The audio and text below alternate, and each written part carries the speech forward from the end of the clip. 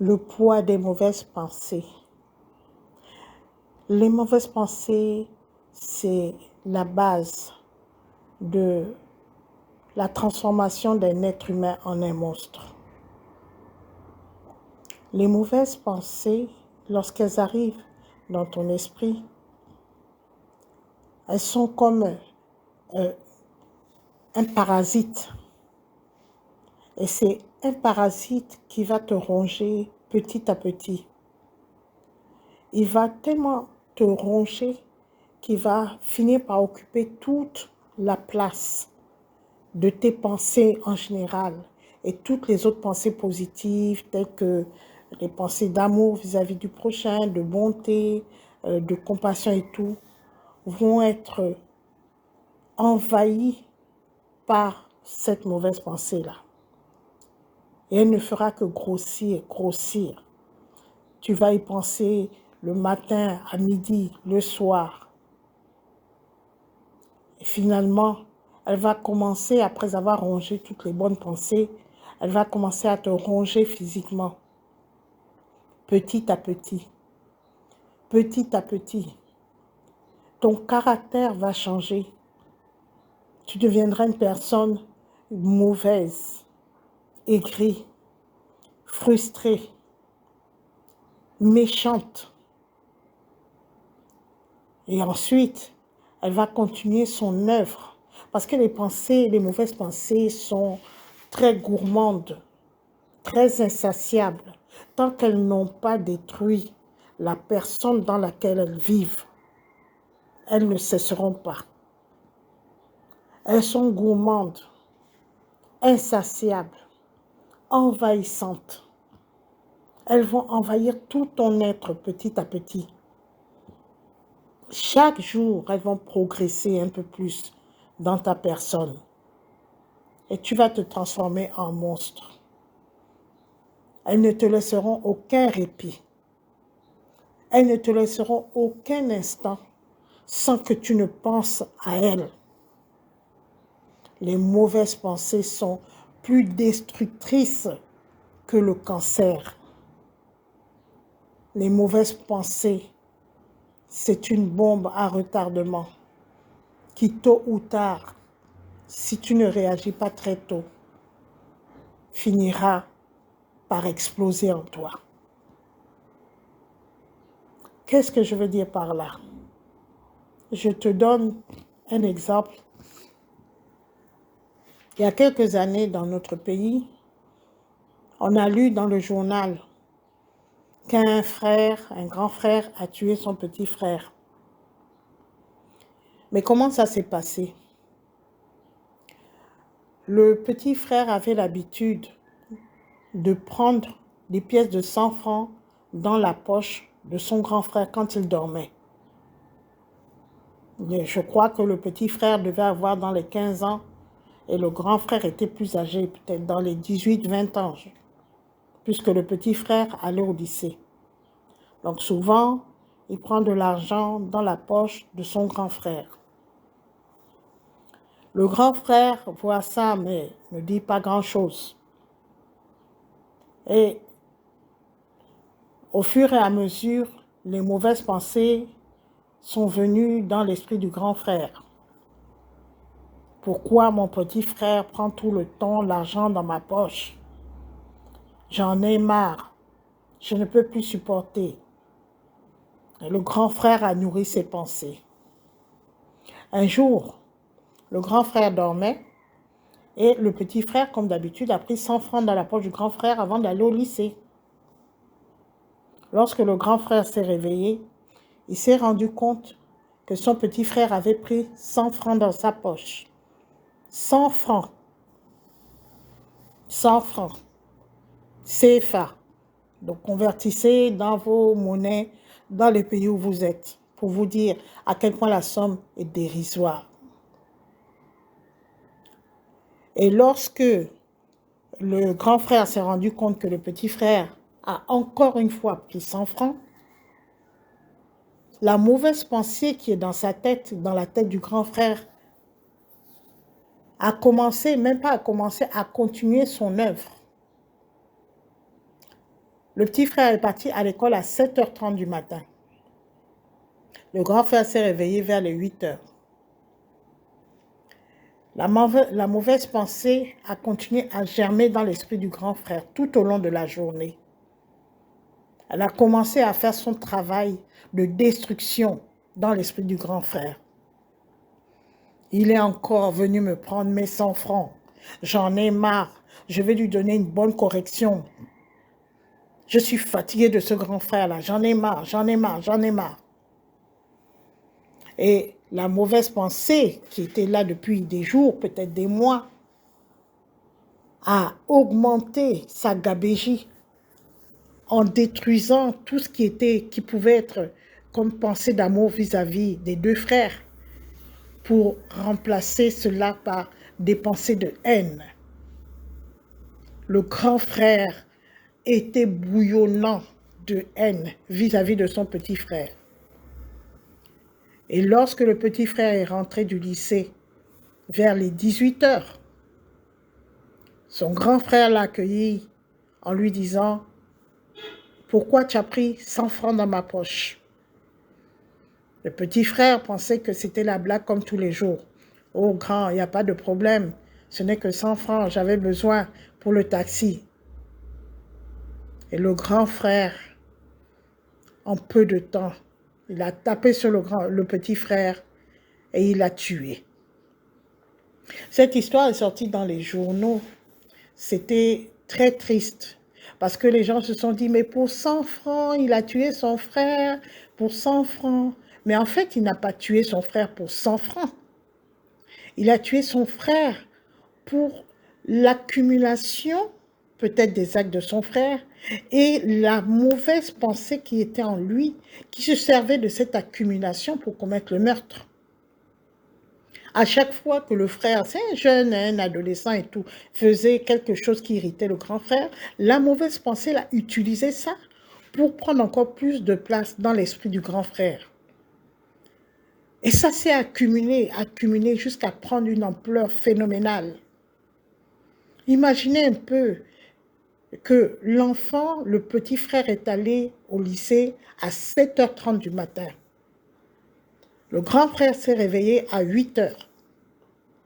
Le petit frère est revenu à 18h. De 8h à 18h, le grand frère ruminait sa colère. Vous pouvez imaginer de 8h à 18h, donc pendant 10 heures de temps, les mauvaises pensées, la mauvaise pensée là, tournait dans la tête du grand frère et prenait à chaque fois de plus en plus d'ampleur. Ce qui fait qu'au retour du petit frère, le grand frère a assassiné son petit frère. Si je vous parle des pensées, c'est parce que tout commence par la pensée. Faites attention aux pensées que vous avez dans votre tête. Faites très attention, ce n'est que des pensées. Je me rappelle dans la Bible, il y a une partie où Jésus dit, lorsque tu regardes une femme mariée, c'est un homme, hein, tu regardes une femme mariée et tu penses déjà à commettre l'adultère avec elle, c'est que tu as déjà commis l'adultère.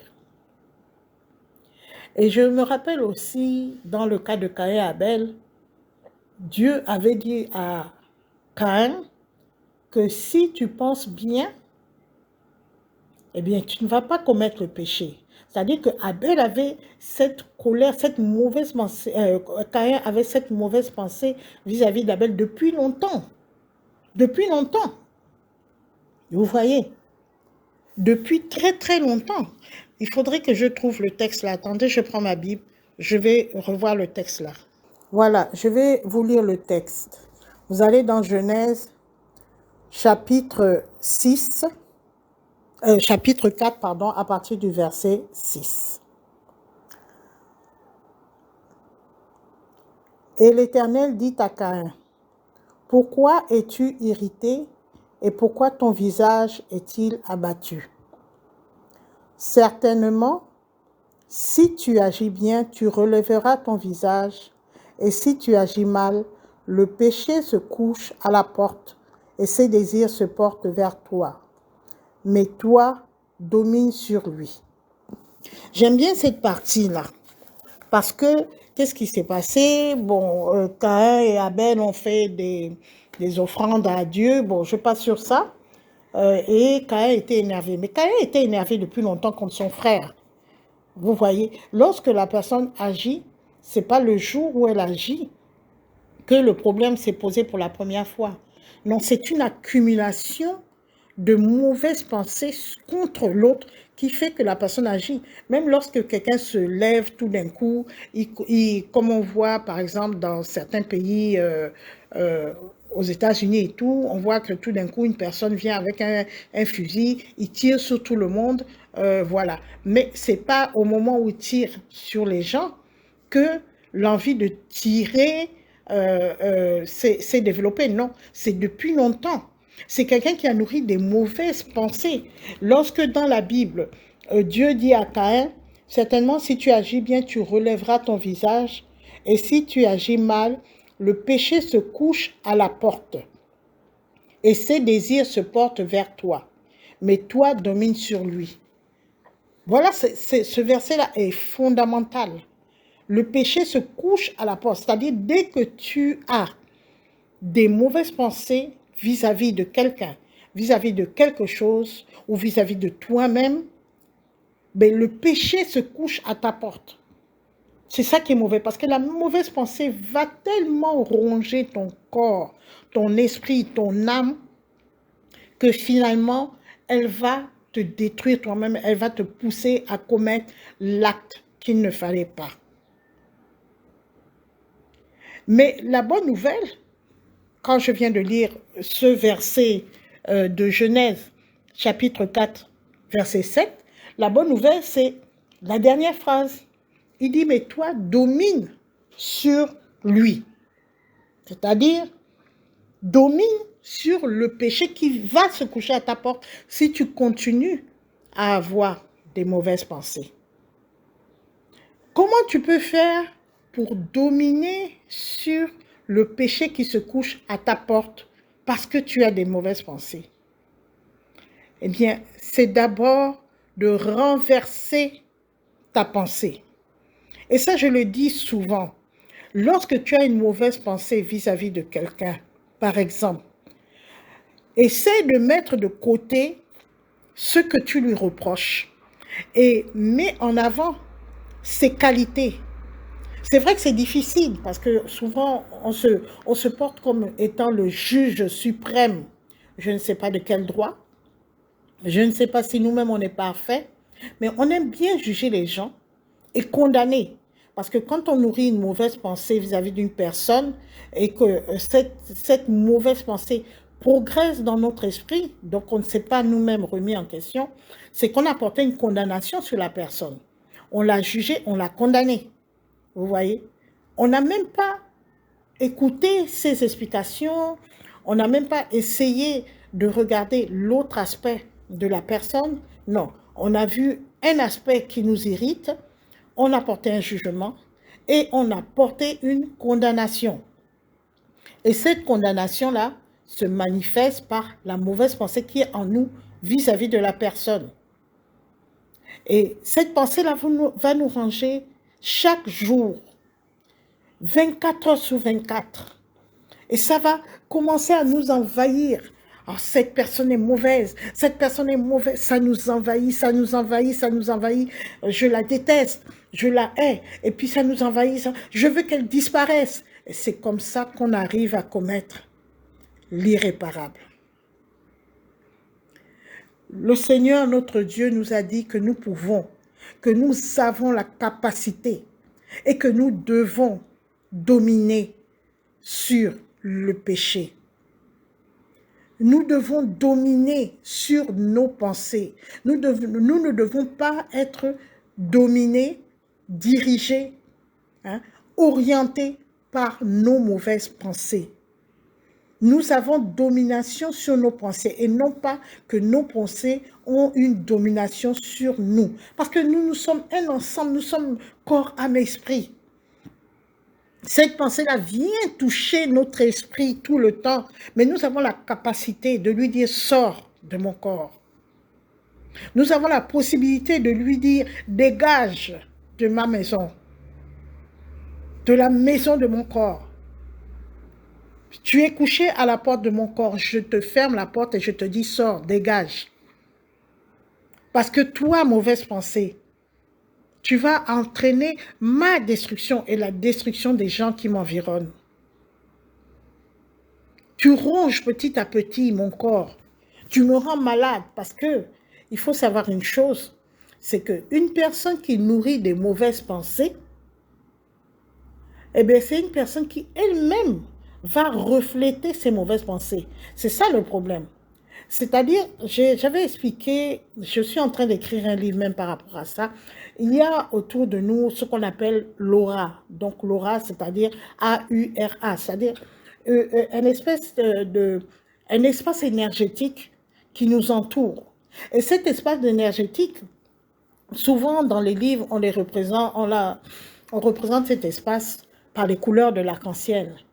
Mais le problème qui se pose, c'est que si tu passes ton temps à nourrir des mauvaises pensées, ben, ces couleurs-là vont s'atténuer et la couleur sombre va être prédominante parce que les mauvaises pensées, ça assombrit ton être. Et ton aura deviendra de plus en plus sombre. Tu vas voir que les gens eux-mêmes vont nourrir des mauvaises pensées vis-à-vis de toi. Tu ne vas même pas comprendre pourquoi. Mais c'est parce que ton aura devient de plus en plus sombre. Et tu peux même avoir la peau la plus claire possible. Mais les gens verront que tu es sombre. C'est ce qu'on appelle communément chez nous en Afrique le pagne noir. Mais le pagne noir, que les gens disent on a mis sur moi le pagne noir. Non, ce n'est pas les gens qui viennent mettre sur toi le pagne noir.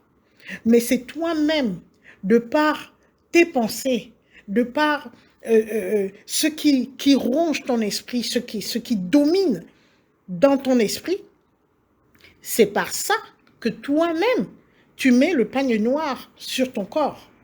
Et les gens te voient avec... il y a toujours une répulsion quand on te voit, il y a toujours un malaise quand on te voit, parce que ce pagne noir-là, justement, il empêche que les gens voient ta lumière.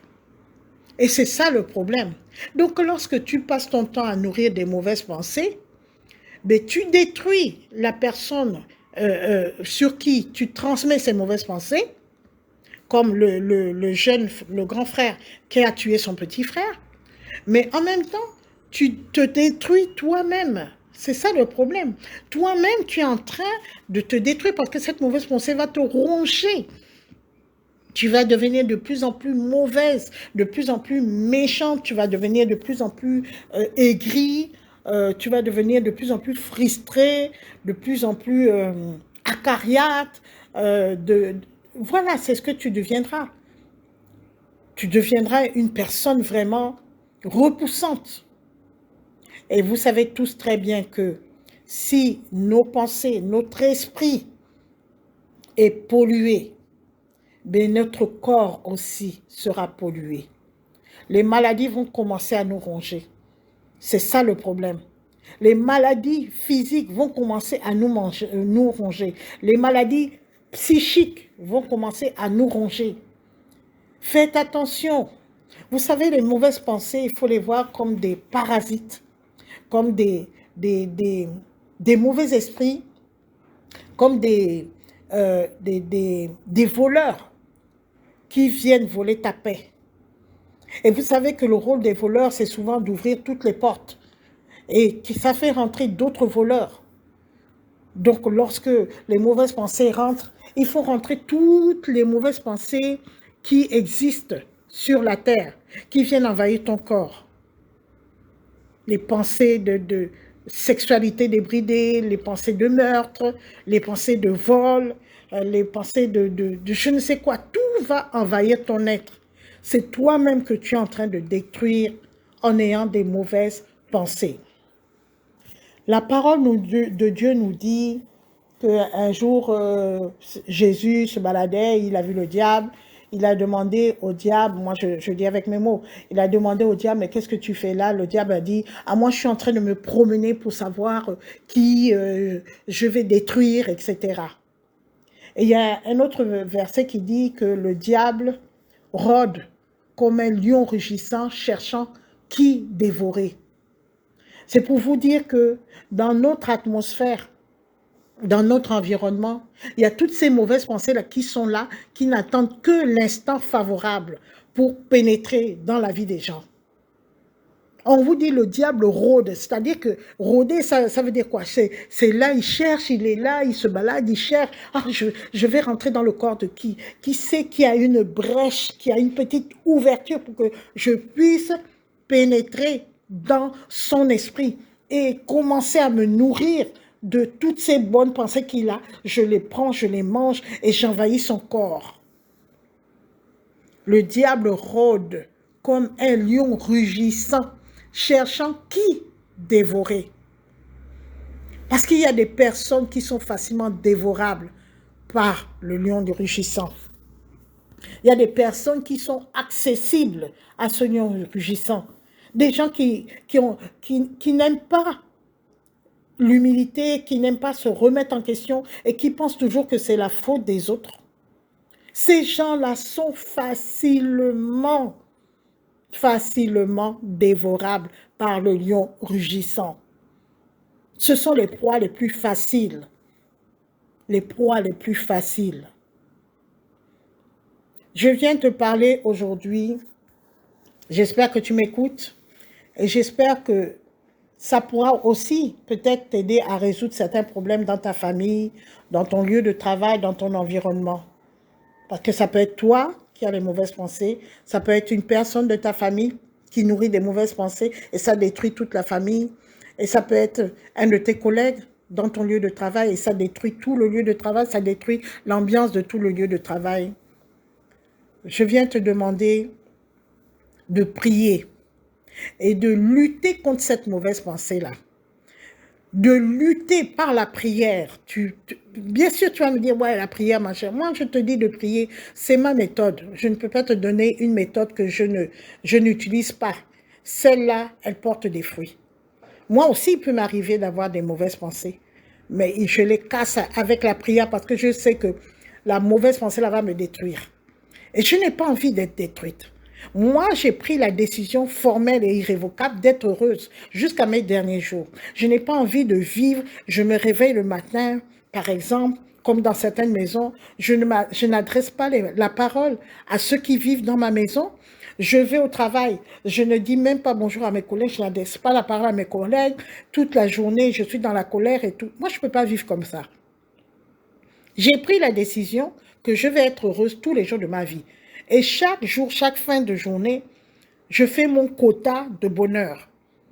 Si je me rends compte que dans la journée, j'ai eu une mauvaise pensée pour quelqu'un ou pour quelque chose ou je ne sais quoi, j'essaye de me dire, mais Nadine, pourquoi tu as pensé à ça? Est-ce que ça vaut le coup que tu te sois énervée toute la journée pour ça?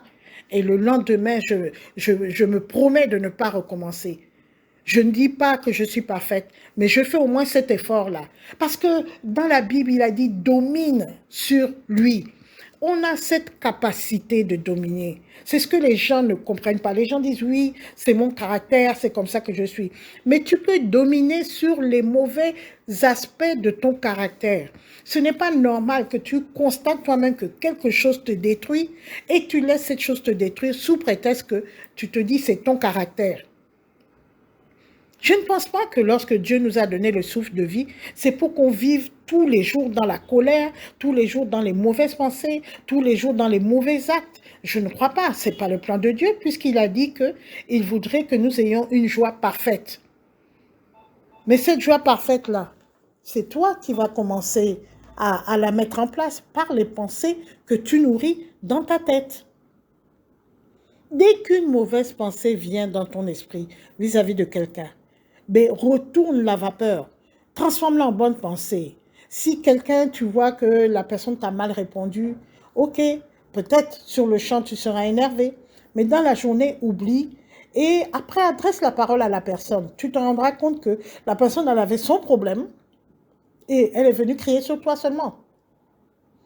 Nous, on voit ça souvent, par exemple, dans notre lieu de travail, comme nous sommes au comptoir. Vous avez parfois des clients surtout vers la fin de la journée, qui viennent, qui se montrent très, très impolis, très insolents vis-à-vis des vendeuses. Et moi, j'explique toujours aux vendeuses que ne vous inquiétez pas. S'il est énervé, ce n'est pas par rapport à vous. C'est par rapport à un problème qu'il a eu dans sa journée, peut-être avec son patron ou avec quelqu'un dans sa maison ou quoi. Et c'est ce qu'il est en train de décharger. Mais ce n'est pas par rapport à vous. Et quand on réfléchit de cette façon, je vous assure que vous serez beaucoup plus calme. Il faut lire les 4 accords Toltec. Moi, ça m'a beaucoup aidé, ce livre-là, les 4 accords Toltec. Si vous les lisez, vous lisez ce livre, vous allez comprendre que les attitudes des gens ne sont pas contre vous, mais c'est par rapport à leur ressenti, leur vécu à eux. C'est eux qui ont le problème, en fait. Ce n'est pas vous qui êtes un problème. Voyez. Et quand vous prenez la situation de la sorte, vous arrivez déjà à vous dépassionner de cette situation et vous arrivez à voir la situation avec un angle beaucoup plus global, beaucoup plus, comment dirais-je, beaucoup plus juste, sans condamnation. Sans condamnation, parce que les gens aiment trop juger, condamner, sans même bien écouter la version de la personne. Peut-être que la personne va dire que non, je me suis comportée avec toi parce que j'étais énervée, machin. Ou alors j'ai fait ça parce que il y a 2 jours, voilà, tu m'as fait ça, je n'ai pas compris, machin, vous voyez. Et ça aussi, le fait d'avoir une situation qui est qui ne nous a pas plu et on garde ça dans le cœur, on ne sort pas ça du cœur, ça je vous assure que ça va vous ronger jusqu'à vous détruire. Il y a des foyers conjugaux qui ont été détruits de la sorte. On accuse souvent les gens du dehors qui sont venus détruire les foyers conjugaux. Mais quand vous avez un conjoint qui ne parle pas, c'est-à-dire que même si il vous arrive de faire quelque chose qui n'est pas bien ou de dire quelque chose qui ne lui plaît pas, la personne garde ça dans son cœur. Ne vous dit rien, hein? Ne vous dit rien, garde ça dans son cœur. C'est ce que j'appelle le parasite de la mauvaise pensée. Il va commencer à vous ronger comment dirais-je, comme un verre, vous prenez un verre dans le fruit, hein, ou bien comme un abcès. L'abcès est interne, vous ne voyez pas, ça vous ronge, ça vous ronge, ça vous ronge, jusqu'à ce que ça atteigne l'os, il faut couper le pied, ça fait après la septicémie, ça rentre dans tout le corps, il faut vraiment, la personne décède en fait. S'il y a septicémie, si le parasite est rentré dans la circulation sanguine, eh bien la personne décède. C'est pas compliqué. Ça va au cerveau, ça va au cœur, ça va partout. C'est comme ça les mauvaises pensées. C'est comme un parasite. C'est comme une bactérie. C'est comme une bactérie, voilà. Parce que la bactérie, c'est celle-là qui a la capacité de phagocyter tous les autres éléments. C'est celle-là qui a la capacité de se multiplier, hein, de prendre de la place, vraiment d'envahir tout ton corps et te détruire. C'est comme une bactérie. Et il y a tellement de couples, monsieur et dame, qui se sont détruits de la sorte à cause des mauvaises pensées. Et je viens te dire ici que lorsque il y a quelque chose qui t'irrite, c'est-à-dire qui te met mal à l'aise, le moment où c'est calme, c'est pas à l'instant même et puis ça fait le feu, non. Quand c'est calme, et mets ça d'abord en prière, vois la personne. Et tu dis à la personne, j'ai à te parler. Voilà, la dernière fois, il s'est passé ceci, il s'est passé cela. Vraiment, ça m'a fait très mal. Je n'ai pas apprécié. Vraiment. J'aimerais savoir pourquoi tu l'as fait ou alors j'aimerais que tu ne recommences plus. Bien sûr, connaissant les êtres humains, ils vont dire « Oh, mais oui, c'est toi qui avais tort, c'est parce que, ça, je connais la chanson. » Mais au moins, ce qui est important, ce n'est pas d'avoir raison dans cette conversation d'explication, mais c'est de sortir la mauvaise pensée de ton cœur. C'est ça qui est important. C'est-à-dire que lorsque tu vas exprimer de vive voix ce qui te ronge à l'intérieur, tu as déjà diminué l'impact de cette mauvaise pensée dans ton corps. Et c'est de cette façon aussi que tu peux dominer sur ces mauvaises pensées-là. Ne laisse jamais, jamais, jamais les mauvaises pensées ronger ton corps. Et c'est pour ça que dans la Bible, on dit aussi, que le soleil ne se couche jamais sur ta colère. Que le soleil ne se couche jamais sur ta colère. Il ne faut jamais que quand tu dors, quand tu vas aller dormir, tu vas dormir avec dans ton esprit, dans ton cerveau, les mauvaises pensées vis-à-vis de quelqu'un. Quel que soit ce que tu as subi. Quel que soit, parce que si tu dors avec ces mauvaises pensées, je vous assure que c'est la nuit que ces mauvaises pensées-là accomplissent leur grand travail de destruction. Avant de vous laisser, je vais vous lire un verset de la Bible qui résume tout ce que je viens de dire. Vous allez dans le livre de Philippiens, donc Philippiens, c'est dans les Épîtres, vous passez Corinthiens, vous passez Galates, etc. et vous arrivez à Philippiens. Et vous prenez le chapitre 4, le verset 8. Je vous conseille de bien garder ce verset-là en tête. Ça va beaucoup vous aider. Qu'est-ce que ça dit? Je lis. Au reste, frères, que tout ce qui est vrai, tout ce qui est honorable, tout ce qui est juste, tout ce qui est pur, tout ce qui est aimable, tout ce qui mérite l'approbation, ce qui est vertueux et digne de louange, soit l'objet de vos pensées. Relisez bien ce verset, Philippiens 4, verset 8. Et c'est de cette façon que vous pourrez dominer sur ces mauvaises pensées-là, afin de les empêcher de détruire votre personne et de détruire ceux qui sont autour de vous. C'est un combat, quand on parle de combat spirituel, c'est un combat certes, mais ce n'est pas un combat avec des fusils, avec des bombes, des choses comme ça, non. C'est un combat contre les mauvaises pensées. Et Dieu nous a dit qu'on peut gagner. On peut gagner, ne vous inquiétez pas, ce n'est pas un combat où vous êtes perdu d'avance. Ça, non. C'est un combat où vous êtes gagnant d'avance. Voilà, j'ai terminé mon message. J'espère qu'il te sera utile. Mais pour qu'il te soit utile, je te recommande de mettre en application ce que tu as entendu. Ne reste pas un simple auditeur de mes messages. Mets en application tout ce que tu entends et tu verras comment ta vie va changer. Moi, ce sont les méthodes que j'utilise. Et c'est pour ça que j'arrive à tenir dans la vie et je trouve que la vie, elle est vraiment très belle. Et je t'invite à utiliser aussi ces méthodes et je t'invite à partager avec d'autres personnes, soit que tu partages la vidéo, soit que tu partages les idées, soit que tu fais une autre vidéo dans ce sens. Plus il y aura de vidéos dans ce sens, plus le cœur des gens va changer. Voilà, j'ai terminé mon message. Je te dis encore une fois au revoir et que Dieu te bénisse.